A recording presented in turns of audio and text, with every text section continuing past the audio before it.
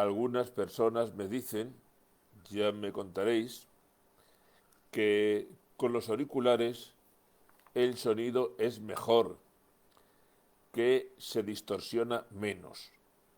Pues vamos a intentarlo a ver si es verdad que con los auriculares ganamos en calidad.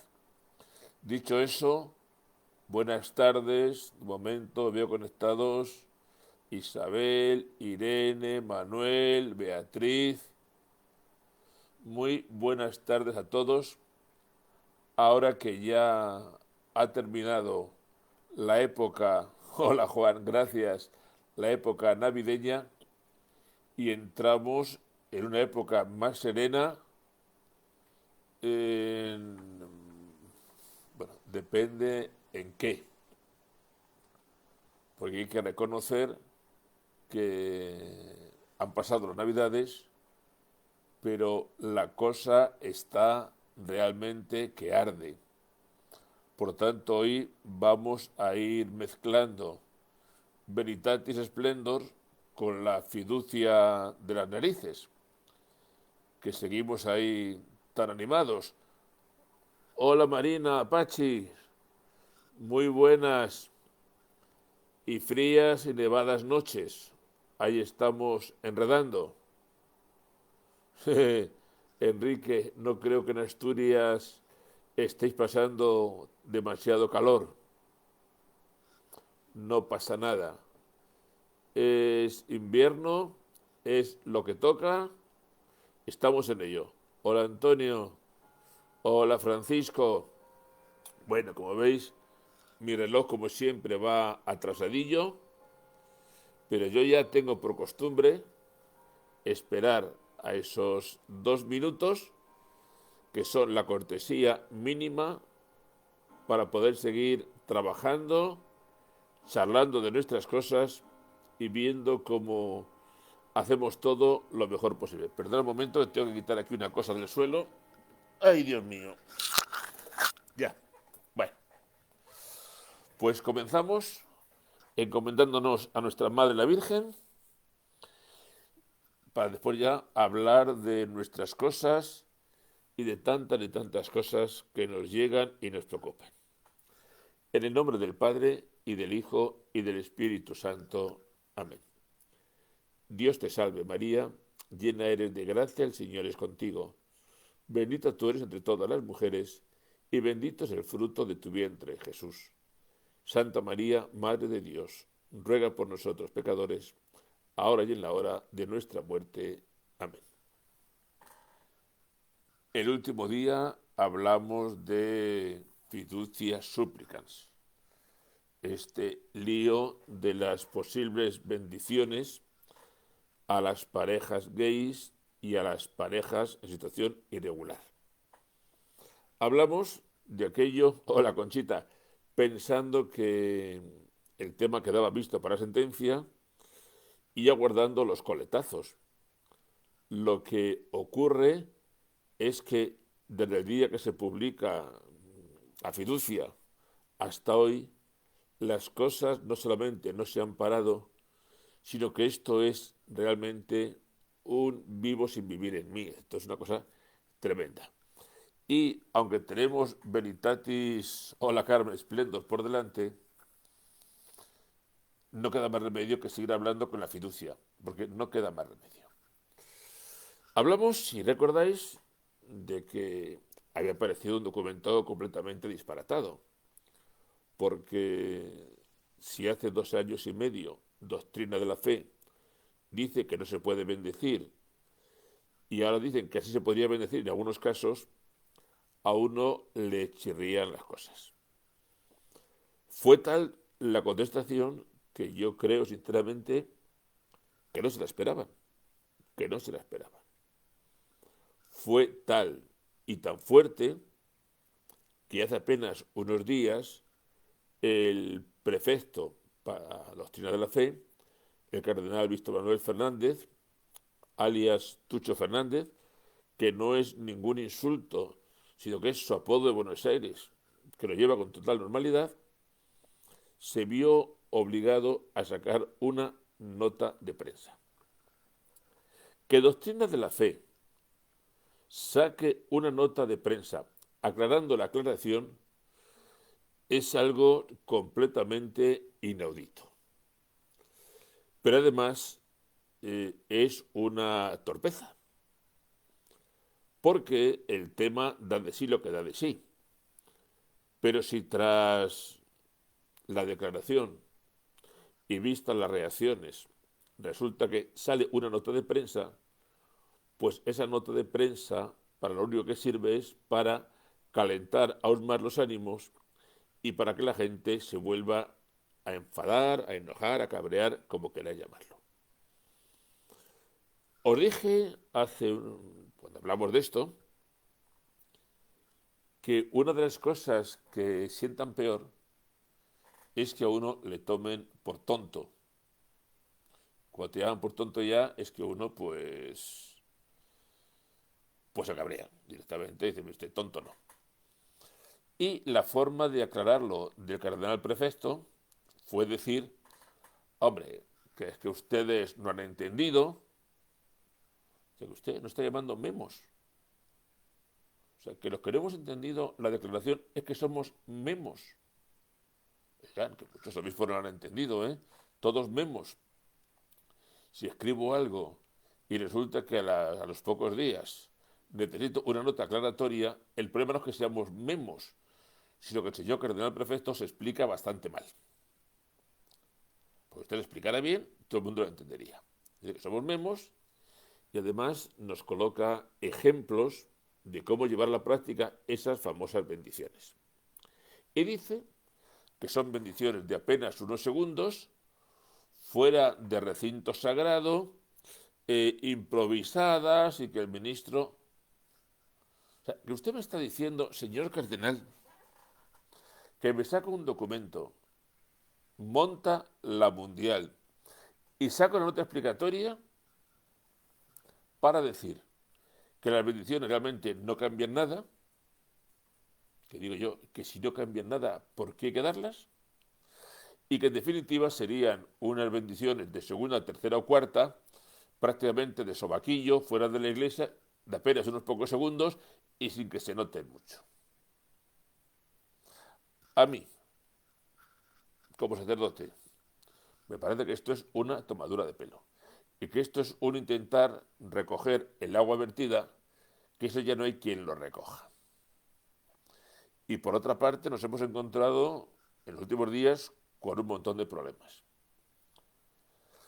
Ha aparecido un nuevo libro del cardenal prefecto, Víctor Manuel Fernández, del cual no teníamos noticia, porque el señor cardenal, en la bibliografía oficial de sus obras que había presentado en el Vaticano y que están en su currículum como cardenal prefecto de Doctrina de la Fe, había tenido el despiste de omitirlo. Un libro, pues que todos hemos podido ver, de un altísimo contenido, yo diría que más que erótico, incluso pornográfico.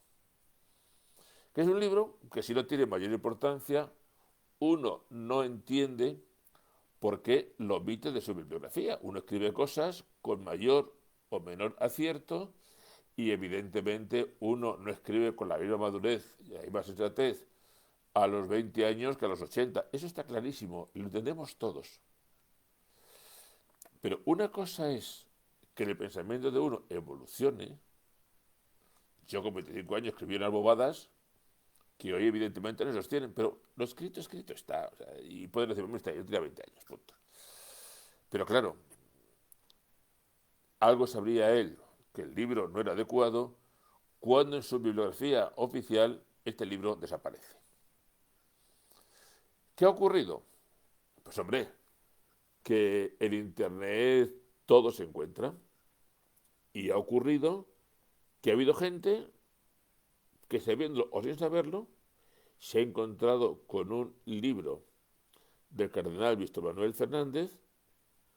El título ahora mismo, ¿cuál es? Bueno, el libro, ahí está el título, que es un libro realmente que, bueno, que es un tío largando para allá.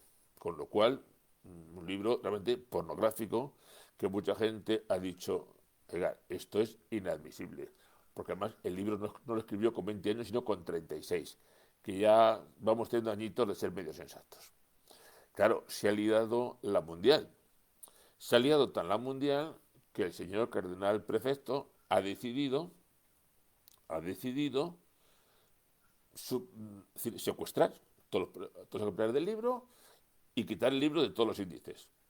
Mal negocio, porque el famoso libro está en todas partes, todo el mundo se puede descargar y cuando un libro está colgado en internet, eso no tiene solución. Pero bueno, el señor cardenal está muy nervioso. Pues mira, y así de las cosas. Voy a responder un momentito a un par de cosas. Por una parte, a Beatriz. El problema de los documentos, cuando están tan poco claros que hace falta la nota de prensa para aclarar la aclaración, es que te dejan todo en el aire. Y cuando dejan todo en el aire, al final la solución es que sí se podría, en fin, dar o no dar, o depende cómo dar, pero que queda todo a voluntad del discernimiento de cada sacerdote. Cosa que a mí pues me molesta, porque es poner en mi tejado un problema que no tengo por qué afrontar yo. Te digan si sí o si no. Porque cuando dicen usted discierna, lo que te están diciendo es que puede decir que sí o que no. El padre James Martin ha discernido y al día siguiente publica una foto bendiciendo solemnemente una pareja que por lo visto no era lo previsto. Y al día siguiente sale otra foto de un sacerdote con una estola multicolor, arcoíris muy bonita, bendiciendo a dos lesbianas. Luego, si cada cual puede discernir como le da la gana, lo único que estamos consiguiendo es convertir la Iglesia en un reino de taifas. ¿Qué es malo? Digo yo. Pero si el prefecto y el Santo Padre dicen que está bien, pues ellos sabrán. Y luego Juan dice del libro de Tucho Fernández cuando era sacerdote. Pues antes los libros necesitaban pasar un nil obstat, un control. Últimamente no. Posiblemente lo publicó, el libro tuvo una tirada reducida, no tuvo mayor trascendencia y ahí apareció. Pero bueno, yo creo que cuando uno lo hace un obispo y no digamos prefecto de doctrina de la fe, que es garante de la fiel transmisión de la fe de la Iglesia, hay que vigilar su pasado para realmente comprobar que es un hombre de doctrina firme y porque además a nadie nos interesa que le saquen los colores al cardenal prefecto en cualquier momento, como ha sido el caso. Como ha sido el caso. Dentro de todo esto, pues nos hemos encontrado con una oposición a fiducia súplicas como jamás se hubieran podido imaginar. La última noticia es que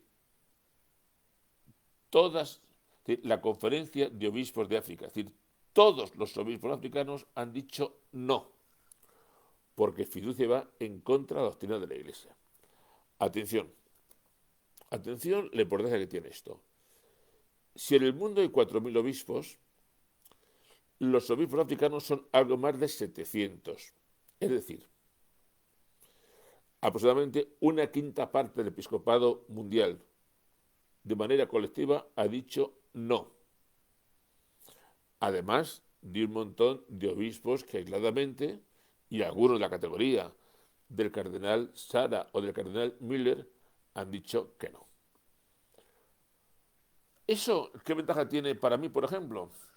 Que cuando alguien me dice, tú eres contrario a la fiducia o a la maite, digo, sí, como todos los obispos africanos. ¿Qué van a hacer ahora? No lo sé. Pero a mí me parece que un documento de doctrina de la fe que ha conseguido que todos los obispos de África más otro montón de obispos de otros sitios, se opongan, sería algo como para revisar y como para reconocer que el cardenal prefecto no ha estado especialmente habilidoso. Y no me meto en otras historias. Así que esto es lo que estamos viviendo. Yo no recuerdo una declaración que llevemos 2 o 3 semanas con ella y cada día con más problemas. No lo recuerdo, pero esto es lo que tenemos. Me pasa con Chita un link a través de WhatsApp, me dice que se van a dar bendiciones de estas en el Vaticano, en Roma. Conchita, si es que a mí no me extraña nada. Claro, y al lado de todo esto hay una caza de brujas muy peligrosa, porque se inició una recogida de firmas en Internet en contra de la declaración y los obispos respectivos han tirado las orejas a los sacerdotes. Me cuentan que a uno incluso le amenazaron con reducir el estado laical,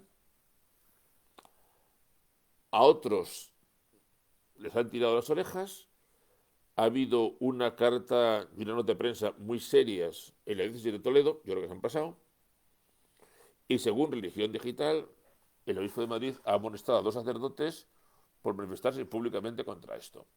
Según sale la noticia, todo el mundo llamándome. Jorge, ¿a ti te han dicho algo? A mí nadie me ha dicho nada y yo estoy diciendo lo que pienso. Pero a mí nadie de momento me está diciendo nada. Ahora, esto es un culebrón que sigue funcionando, que va a seguir creando un montón de ríos de tinta, sobre todo en la red, y que habrá que estar pendientes a cómo están las cosas. Pero es un momento muy duro en la vida de la Iglesia. Y no podemos estar al margen. Tenemos que estar pendientes y ver esto cómo se va desarrollando. Pero hay un dato que es objetivo y que este no me lo puede negar nadie. Una declaración de doctrina de la fe, firmada por el prefecto y firmada por el Santo Padre, a la que ha sido necesario añadir una nota de prensa aclaratoria. Y que esa declaración, ya aclarada, de repente haya cosechado la oposición firme de todos los obispos de África, de algunas conferencias episcopales europeas, de cardenales, de obispos, de muchos sacerdotes, e incluso que haya dicho la Iglesia Ortodoxa que con esto se dinamita cualquier tipo de puente con la Iglesia Católica, es algo, cuando menos, imprudente. Ha sido algo, cuando menos, imprudente. Fijaos que ahora mismo ya no empleo la palabra si es herético, si es un error, si es... Solamente es de una imprudencia que clama al cielo. Por otra parte, si el Santo Padre y Doctrina de la Fe deben velar por la unidad y por la comunión, pues yo creo que la comunión de la Iglesia está saltando por los aires de día en día. Porque os metéis en las redes y están los ánimos muy calentitos, a favor y en contra. Tengo la impresión de que los que están a favor andan bastante escasos de argumentos. Hoy decía uno que es que esto hay que aceptarlo porque el Evangelio está por encima del derecho canónico. Es una memez, y no digo algo más por no caer en la cepiedad de un taco. Es una memez. El derecho canónico no solamente no está en contra del Evangelio, sino que se nos da para que nos ayude a ser fieles al Evangelio y a lo recibido de la tradición de la Iglesia. Enrique, ¿nos han engañado antes o lo hacen ahora? ¿Dónde está la verdad? Pues yo os voy a decir una cosa.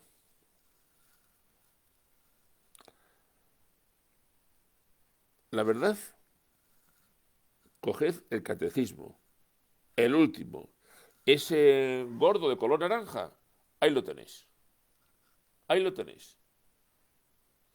Y lo que dice el catecismo claramente va a misa, el catecismo. Y he visto lo que me sirve. Y si quieren que discutamos con el catecismo en la mano. Porque es que si no, no se puede discutir. Si voy a discutir con un señor y me dice, yo solo que diga el Evangelio según lo interpreto libremente, pues eso es protestantismo y del malo, el libre examen. Nosotros estamos ciertamente en otra dinámica. Nosotros entendemos la escritura, aceptamos la tradición y aceptamos el magisterio. Esa es nuestra diferencia. Bueno, dicho esto, si sobre el tema no hay más, que habrá más en estos días, porque esto está muy calentito, yo quería seguir hablando alguna cosa de Veritatis Splendor que también nos va a ayudar a entender la fiducia, la falacia de algunos, y entenderla desde la revelación y desde la fe. Si no me equivoco, en la estatua y el Ripalda esos no fallan. Están en internet, esos son, no fallan, además son muy breves. Si no me equivoco, teníamos que ir leyendo hoy a partir del número 40. Y ahí, resumiendo mucho, va a empezar a hablar de la ley natural.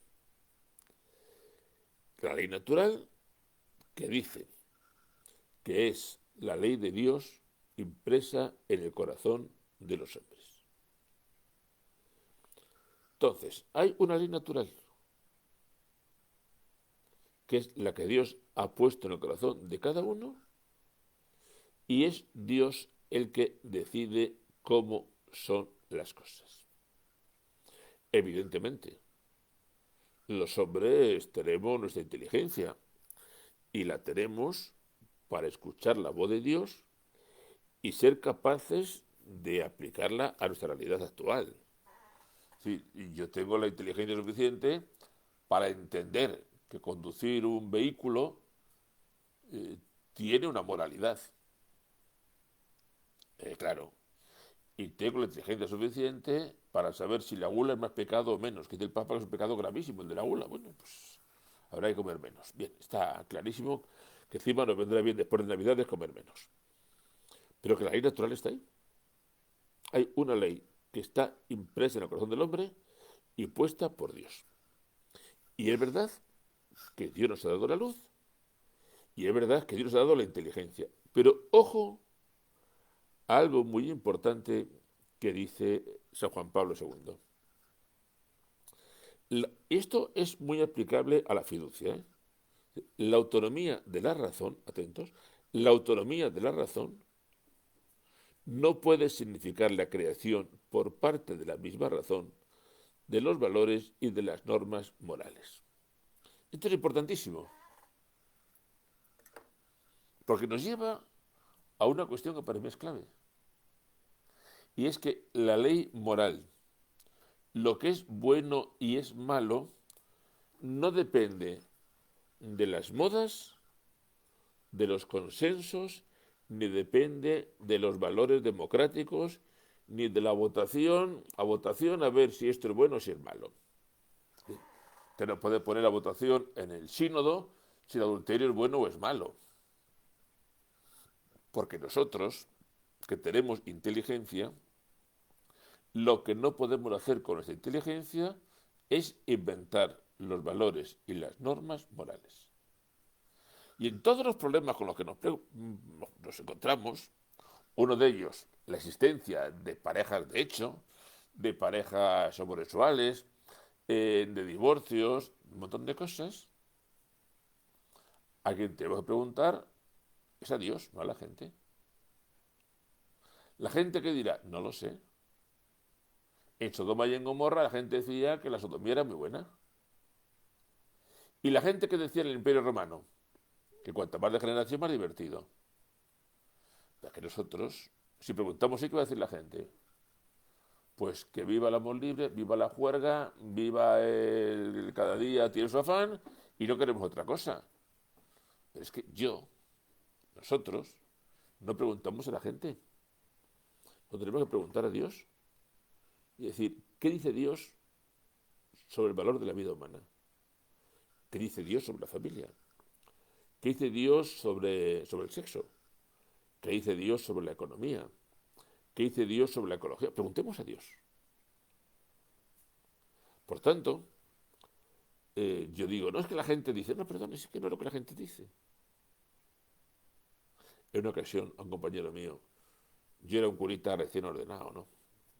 La poquita experiencia y la buena voluntad. Y yo le decía, bueno, tendríamos que preguntar a la gente qué es lo que quiere.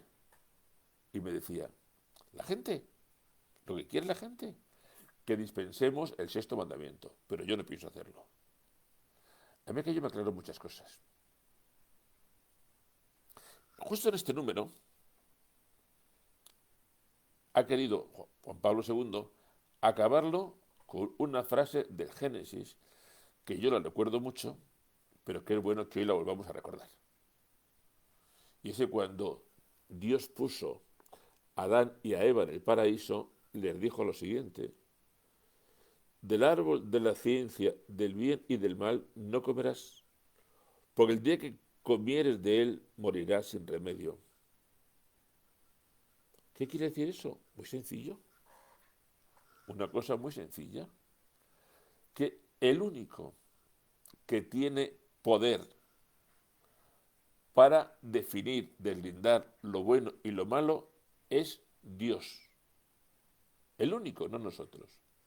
Y cuando nosotros nos olvidamos de Dios y legislamos según nuestra conveniencia, las cosas van a peor. Pero os diría más, no solo por una cuestión de fe, sino por una cuestión de mera humanidad. ¿Qué es mejor para una sociedad? ¿La fidelidad o la infidelidad? ¿Qué es mejor para una sociedad? ¿El robo o la honradez?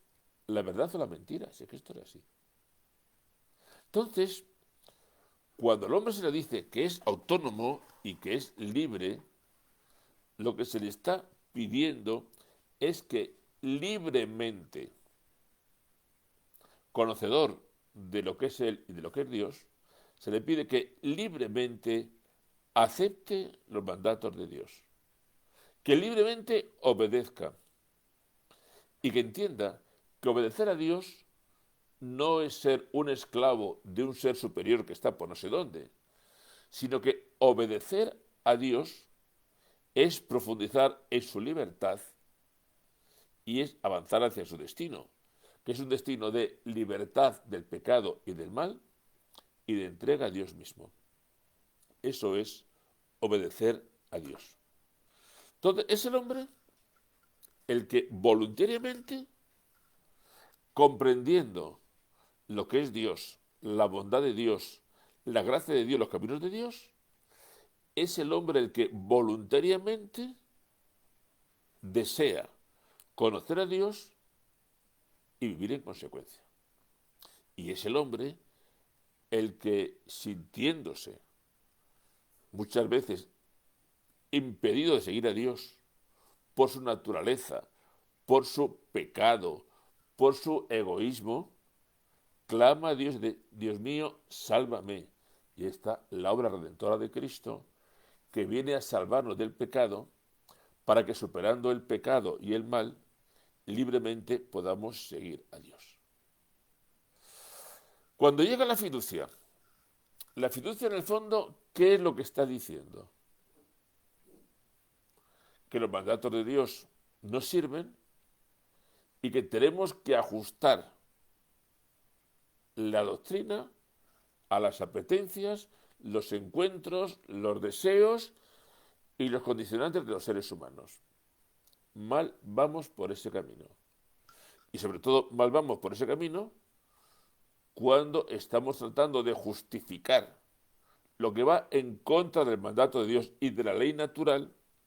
Estamos tratando de justificarlo otorgando una pseudo bendición que no es bendición según el prefecto oficial, pero que se cuela como diciendo, bueno, tampoco está tan mal.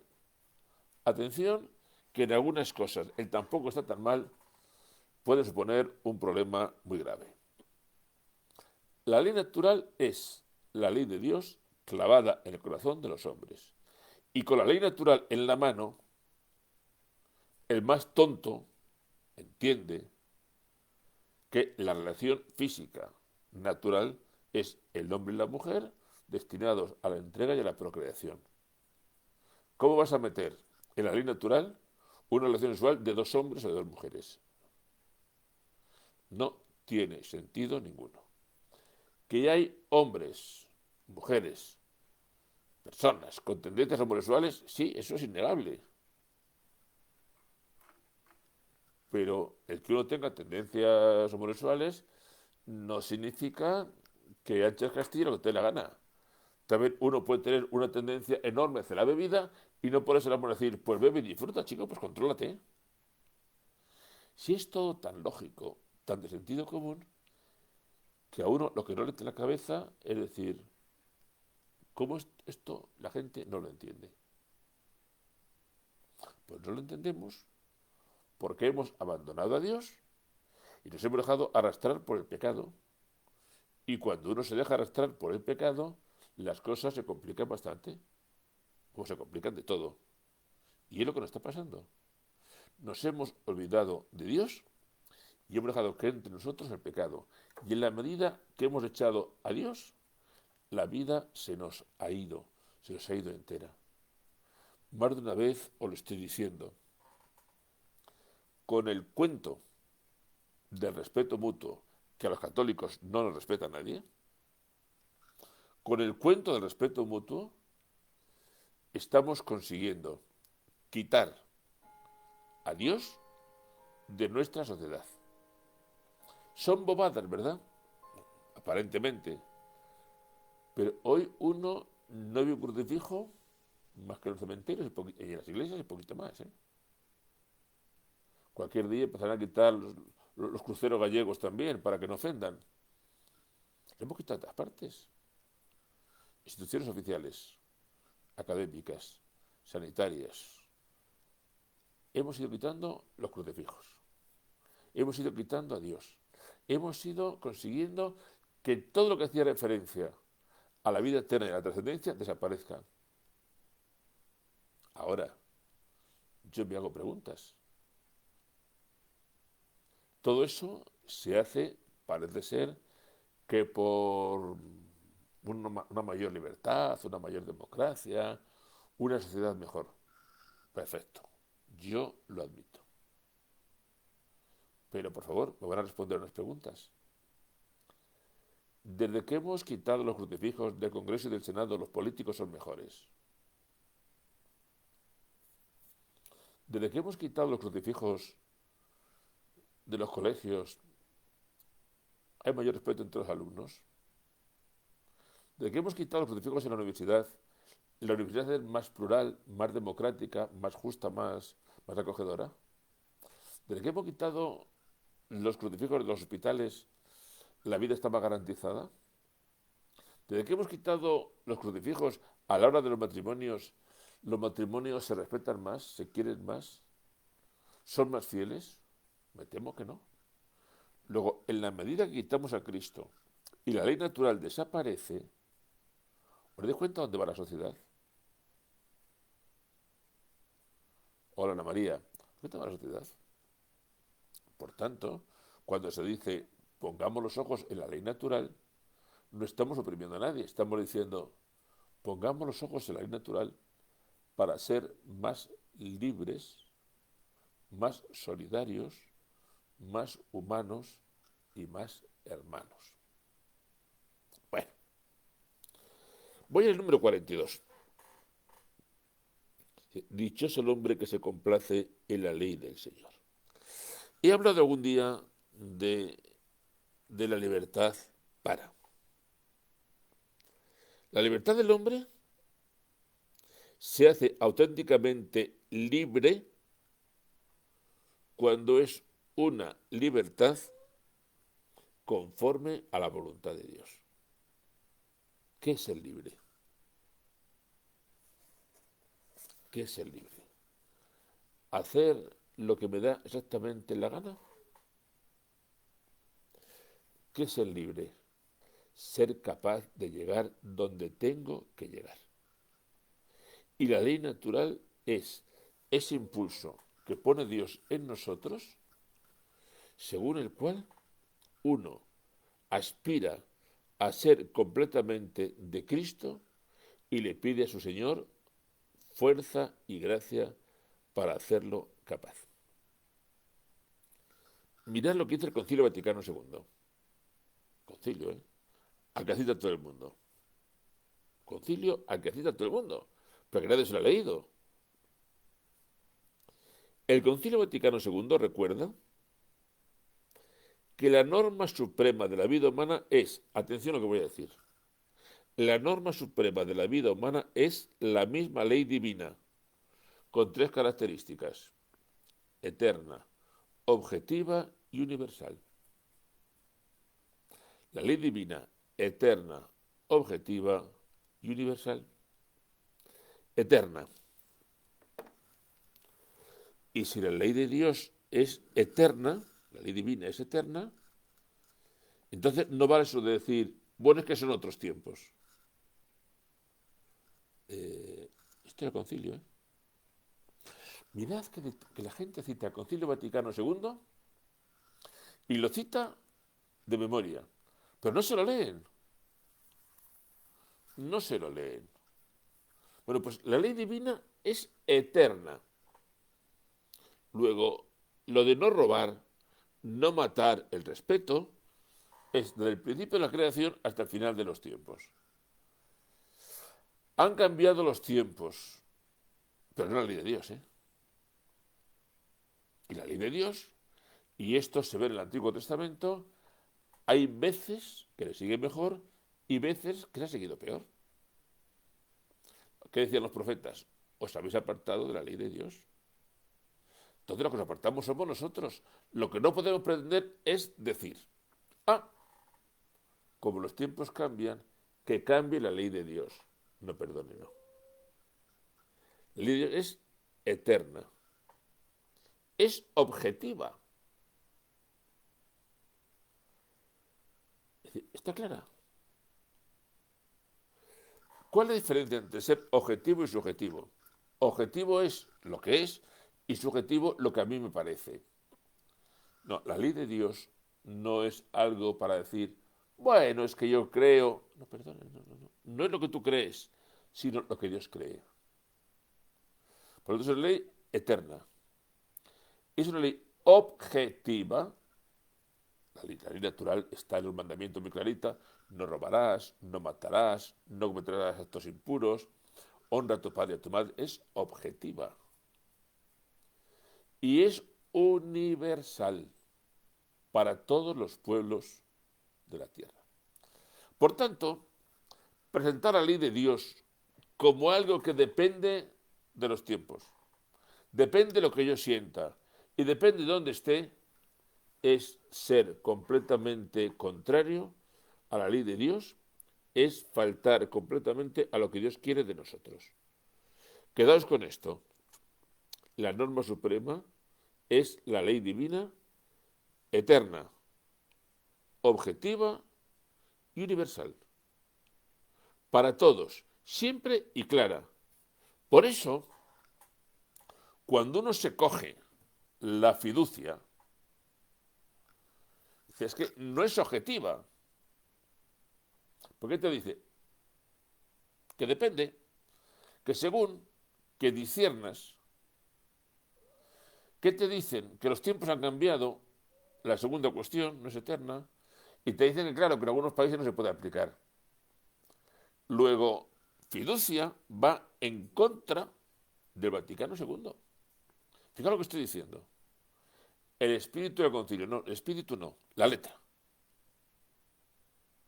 Si el concilio de Dios dice, el Concilio Vaticano II, perdón, te lo digo porque aquí todo el mundo está loco por el Concilio Vaticano, todo el día con el Concilio Vaticano en la mano que nadie lee. Bueno, si el concilio dice que la norma de la vida humana es la ley divina, la norma de la vida humana es la ley divina, la norma de mi vida es la ley divina, y que esa ley es eterna, objetiva y universal, y yo saco una ley, por ahí han cambiado los tiempos, y cada cual verá y ya veremos dónde se aplica,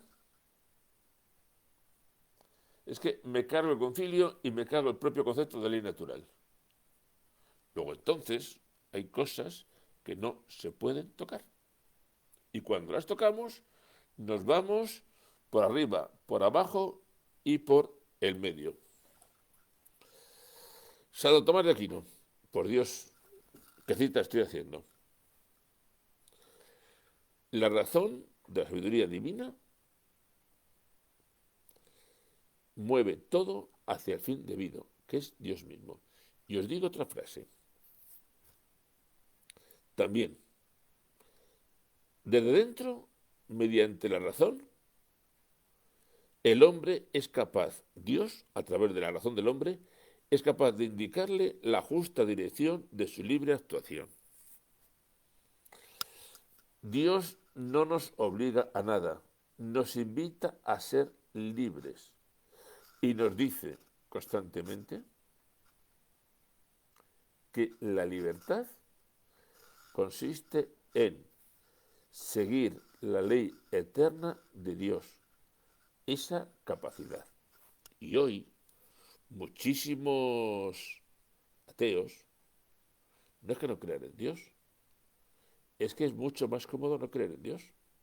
Porque creer en Dios supone una lucha por la libertad que no todo el mundo está dispuesto a batir. Y entonces, si la lucha por la libertad definitiva no estoy dispuesto a emprenderla, pues es mucho mejor decir, yo es que no creo en Dios y no creo en nada de esto. Esto es distinto.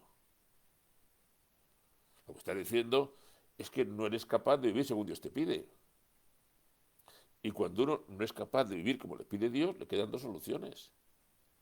O pedir la gracia y esforzarse por llegar a vivir como Dios quiere, o simplemente declararse ateo y decir, mire usted, a mí esto no me importa, yo esto no puedo con ello, ahí se quedan ustedes, que para mí es comodísimo decir que no creo en nada. Bueno, pues esto es todo lo que habla de la... Y Santo Tomás, y termino con esta frase. La criatura racional, nosotros, entre todos los demás, estamos sometidos a Dios de una manera especial. Porque, igual que un animalito hace lo que le toca, nosotros libremente podemos ayudar a la providencia de Dios haciendo el bien. Fijaos que dentro de la naturaleza el ser humano es capaz de colaborar con Dios y ejercer su libertad colaborando con el Dios providente, haciendo que la providencia de Dios llegue a donde tiene que llegar, aprovechando nuestras manos y nuestro esfuerzo. Bueno, pues como veis, entre la fiducia y esto hemos echado el rato. Dice Enrique, que nadie me quite mi crucifijo de la entrada de mi casa. No, Enrique, de tu casa nadie, pero de otros sitios nos los han quitado, ¿eh? Oye, hoy estáis muy calladitos. ¿Cómo os encontráis? ¿Cómo estáis? ¿Qué pensáis de la fiducia? ¿Estáis muy hartos? ¿Qué tal va todo? A ver, comentarios. ¿Qué tal va todo? ¿Cómo va la fiducia? ¿Vais a pedir alguna bendición rara?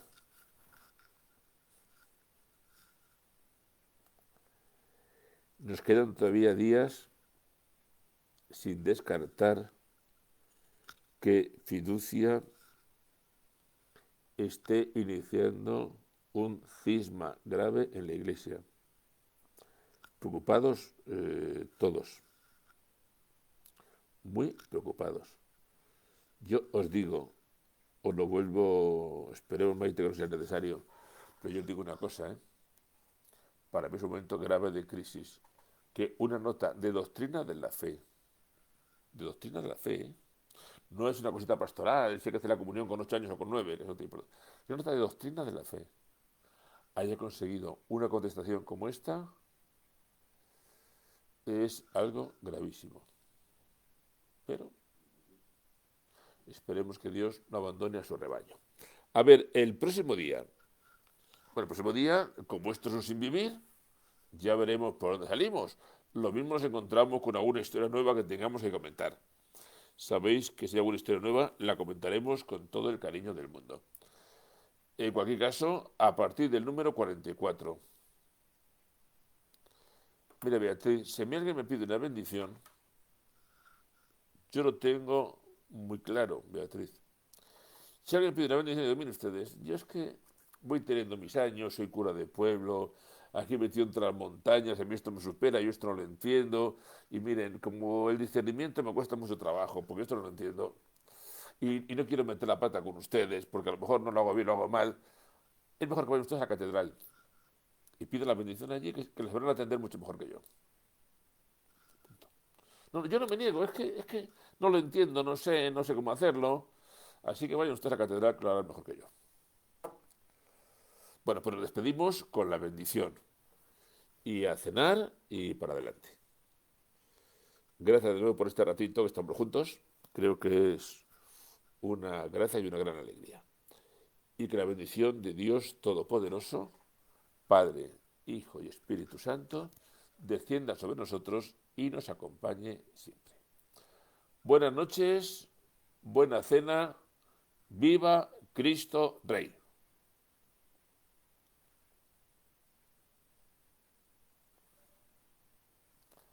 Nos vemos, hermanos. Hasta la próxima. Buenas noches.